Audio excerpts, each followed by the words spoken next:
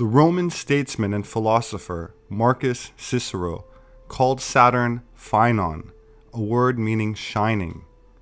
Saturn is where we get our name for Saturday, and Saturnalia was probably the most popular festival of the Roman calendar, characterized by revelry and orgy.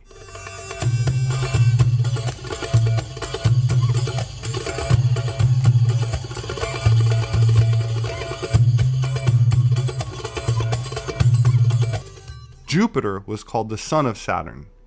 The tale of Zeus or Jupiter and Kronos or Saturn is quite well known. Kronos, who had castrated his own father, Uranus, with a sickle, swallowed all his children by Rhea as soon as they were born for fear that one would overthrow him. That was until Rhea contrived to smuggle the infant Zeus away. He grew up on Mount Ida, suckled by a goat, and grew up to overthrow his father. Saturn, with his sickle, was associated with the harvest, the passing of seasons, of a timeless era of plenty and bounty before time, a golden age. His devouring of his children taken as an allegory for the passing of generations. That Zeus was spared this fate of being devoured can be interpreted as his generation not being devoured by time, but instead everlasting, like the evergreen tree used now as the Christmas tree, green year-round. Christmas being the modern version of Saturnalia, the traditional time of rebirth and renewal, when the shortest day of the year and the longest night is passed after the winter solstice, and the days start becoming longer again. The solar year is reborn, like a phoenix, or later the eagle, the sign of Jupiter, the planet that has a 12-year cycle passing through the 12 houses or constellations of the zodiac. Saturn takes 28 to 30 years to complete a full cycle. Because Saturn is a symbol of wisdom, which grows with age, its cycle has been seen as particularly important in reflecting our development. Every 7 years, Saturn completes a quarter of the cycle, and we move into a new stage of awareness. The renewal of light and the coming of the year was celebrated in the Roman Empire as the Dies Natalis of Sol Invictus, or the birthday of the unconquerable sun, on December 25th. In the Northern Hemisphere during late December, the days are at their shortest lengths and the nights are at their longest. For those of the pagan world, this has always been the greatest time of the year to celebrate and practice the works of darkness. The pagan calendar identifies this period as the winter solstice. It was during the pre-Christian midwinter pagan celebrations of Scandinavia's Norsemen where today's Christmas traditions began. As a means of honoring the pagan sex and fertility god Yule, a 12-day celebration during the month of December was inaugurated. A large single log considered to be a phallic idol was lit on fire and kept burning for 12 days. Animal or human sacrifices were offered in the fire on each of those days. Wild, delirious reveling accompanied the daily sacrifices as drunken participants defiantly strove to make contact with spirits. 1,000 miles away in pre-Christian Rome, celebrants were paying homage to their own gods during the winter solstice. Witchcraft traditions hold that a number of pagan gods were given birth during this period, including Dionysus, Attis, and Baal, chief male god of fertility and licentiousness. Another pagan god from Persia, identified as Mithra, was said to have been born specifically on December 25th. Mithra was the god of the unconquerable sun, the god of the light between heaven and earth, worshipped at that time by an influential Roman cult. His birth symbolized an end to the long nights and a return to the dominance of the sun. During the month-long winter solstice celebration, courts in Rome were closed. Any and all crimes were allowed. Homosexuality, cross-dressing, and uncontrolled debauchery reigned supreme. Rome's order was turned upside down. Even children were allowed to join in the drunken orgies as part of the Juvenalia celebration. By 270 AD, the Roman Emperor Aurelian had made it official, setting aside a 7-day period from December the 17th through the 24th, culminating in an exchange of gifts on December the 25th to celebrate the birth of the sun god. This Roman orgy to end all orgies later became known as Saturnalia, in honor of the god Saturn, the god of excess. Roman soldiers invading Britain brought with them their pagan orgiastic traditions. Upon taking root in England, Saturnalia became known as the Festival of Fools, reigned over by the Lord of Misrule. By the 4th century, the influential government-sanctioned Church of Rome, unable to outlaw the growing number of pagan practices, chose instead to adopt them into their so-called official Christianity. The Church believed this would attract more pagans to their fold. Up until this time, the birthday of Jesus Christ, the Jewish Messiah, had not been celebrated at all. Ignoring scriptures, however, indicating that the birth probably did not occur during the winter, the Church nevertheless confused biblical history and made Jesus' birthday coincide with the pagan god Mithra. The birth date of the sun god had now become the birth date of the Son of God. It was hoped that the pagan celebrations of Saturnalia would merge into this new legally sanctioned form of Christianity. The Church's practice of changing the dates of Christian events to coincide with pagan festivals continued, and by the 7th century, Pope Gregory I had ordered Augustine of Canterbury to incorporate any and all pagan practices and customs into the expanding Roman Catholic Church. During the Middle Ages, the debased Mardi Gras atmosphere of what was now known as Christ's Mass had reached a fevered pitch. Common practices included open sex in the streets, rioting, murder, and a number of pagan druidic Halloween rituals. This blood-drenched celebration got so out of hand that by 1652, following the execution of King Charles I, Christ's Mass was finally outlawed in England. A religious reform movement began sweeping the country, led by Puritan Oliver Cromwell. The Puritans took the biblical mandate seriously, which commanded that Christianity remain pure and separate from paganism. Despite their noble efforts, the celebration simply went underground, and by 1656, after only 4 short years under the ban, the public's demand for the legalization of Christ's Mass had become insurmountable. The appointment of Charles II to the throne restored England's monarchy, and with it the celebration of Christ's Mass. The Puritans had lost England, but they held high hopes for the New World. Following England's lead in 1659, the colonies of America had likewise outlawed Christmas. For 200 years, the clergy in New England battled to keep the riotous celebrations honoring the pagan god Saturn from infiltrating the New World. The Reverend Cotton Mather had warned in a Christmas Day sermon in 1712, "Can you in your conscience think that your holy Saviour is honoured by hard drinking, lewd revelling, and by a mass fit for none but Bacchus or Saturn?" But the public's taste for sin and revelry persisted. In 1828, gang rioting during the Saturnalia-like Christmas celebrations got so bad that cities such as New York were forced to institute a professional police force for the first time in order to control the savagery.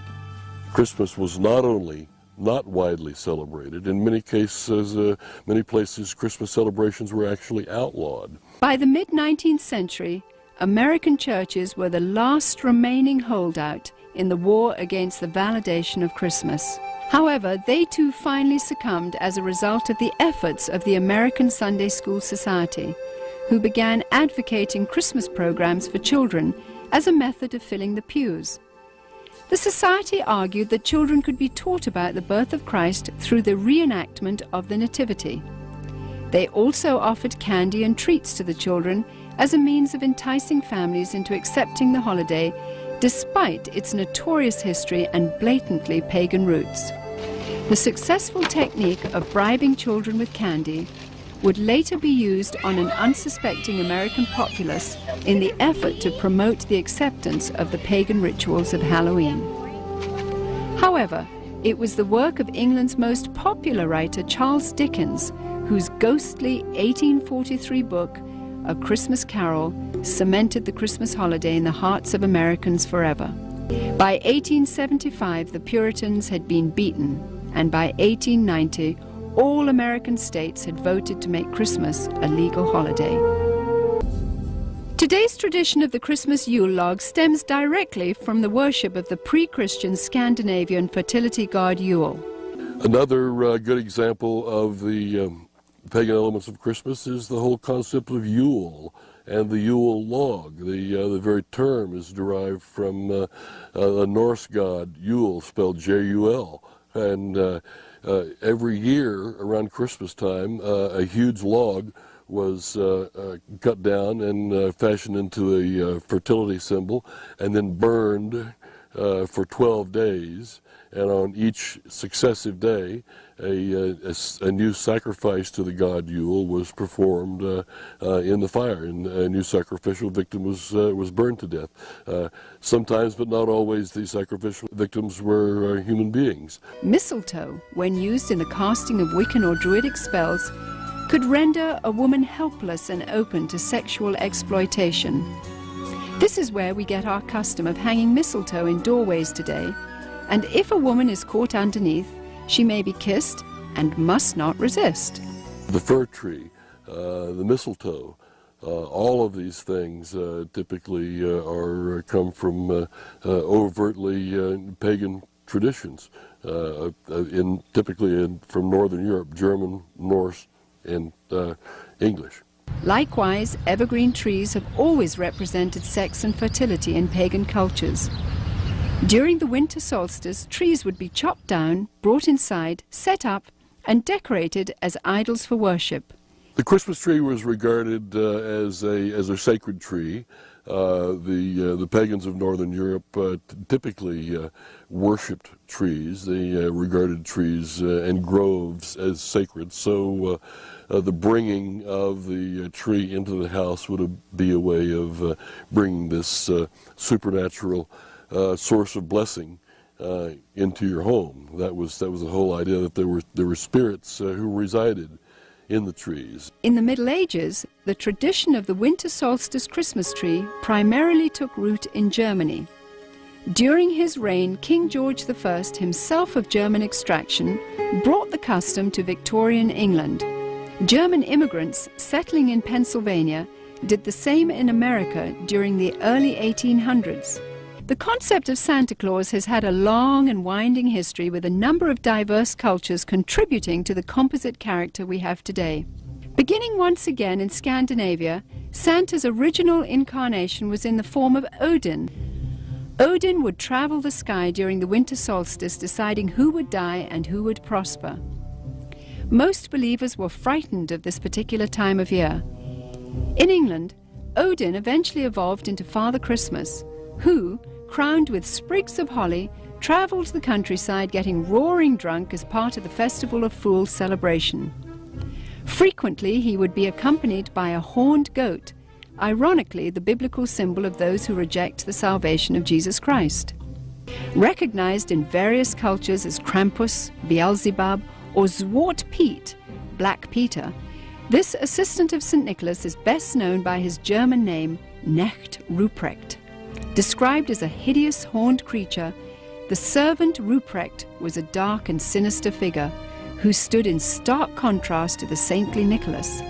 Somehow, Father Christmas's companion, the horned goat, had metamorphosized into the foreboding horned devil called Ruprecht. As St. Nicholas traveled from house to house, inquiring about the behavior of children, Ruprecht would drop candy and gifts down the chimney into the good children's shoes which had been placed there. It was from this story that we get our tradition of hanging stockings on the mantle at Christmas time. If able to recite a verse or demonstrate a skill for St. Nicholas, the child would receive a gift. If unable to remember a verse, or if the child had been bad, he or she would receive a switch or a whip. Ruprecht also carried a large sack which he would frequently use to haul away the really bad boys and girls. 19th century writer Theodore Storm, in his story about Knecht Ruprecht, even goes so far as to describe the switches given to the children by Ruprecht as tools to be used in sadomasochistic rituals. Numen is the Latin term for divinity, or divine presence, divine will, or divine mind. Kronos, or Saturn, was also seen as a universal numen in certain esoteric interpretations, which signifies the hidden, called by Latin Deus Latius, the hidden God, or in other words, the occult principle of all things. According to Varro, an ancient Roman scholar and writer, and I quote, "He that produceth out of himself the hidden seeds and forms of all things, and swalloweth them up into himself again."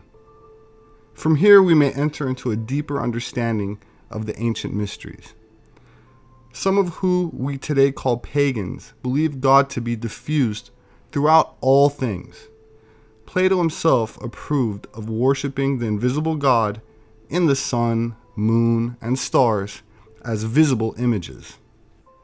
The Zohar explains the term Ein Sof as follows, and I quote, "Before he gave any shape to the world, before he produced any form, he was alone, without form, and without resemblance to anything else. Who then can comprehend how he was before the creation? Hence, it is forbidden to lend him any form or similitude, or even to call him by his sacred name, or to indicate him by a single letter or a single point." Honorary 33rd degree Freemason Manly P. Hall said, and I quote, "The Kabbalists conceive of the supreme deity as an incomprehensible principle to be discovered only through the process of eliminating, in order, all of its cognizable attributes. That which remains, when every knowable thing has been removed, is Ein Sof, the eternal state of being. Although indefinable, the absolute permeates all space. Abstract to the degree of inconceivability, Ein Sof is an unconditioned state of all things. Substances, essences, and intelligences are manifested out of the inscrutability of Ein Sof. But the absolute itself is without substance, essence, or intelligence." Ein Sof was referred to by Kabbalists as the most ancient of all the ancients. It was always considered as sexless. Its symbol was a closed eye.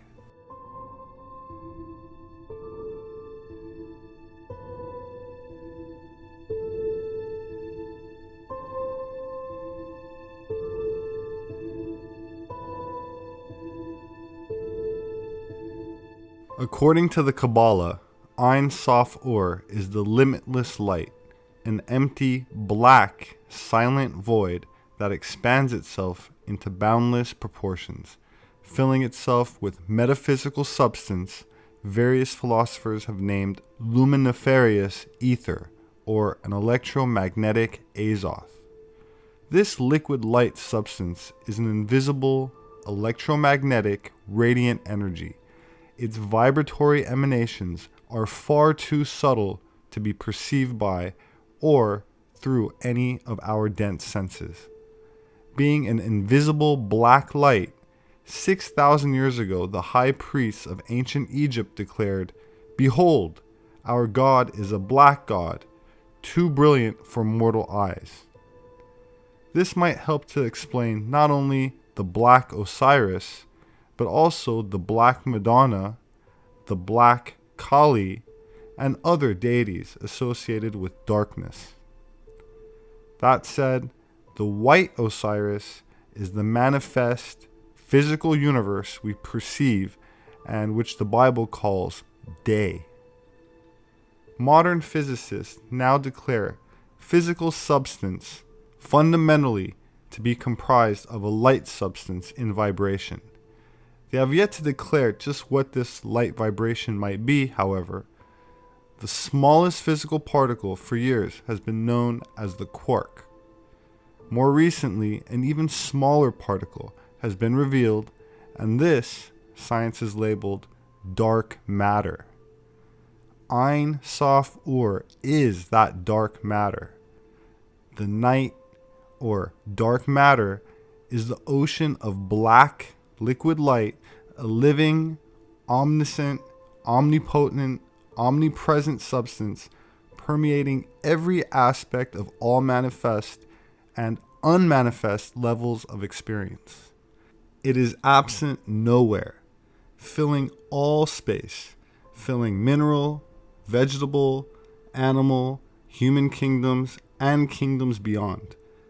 A continuing emanation. Every point exudes its own light and life. Alchemists call this their universal first matter, universal mercury. This is the substance of creation from no thing. The Hindu equivalent to Ein Sof Ur is Mula Prakriti, the root matter.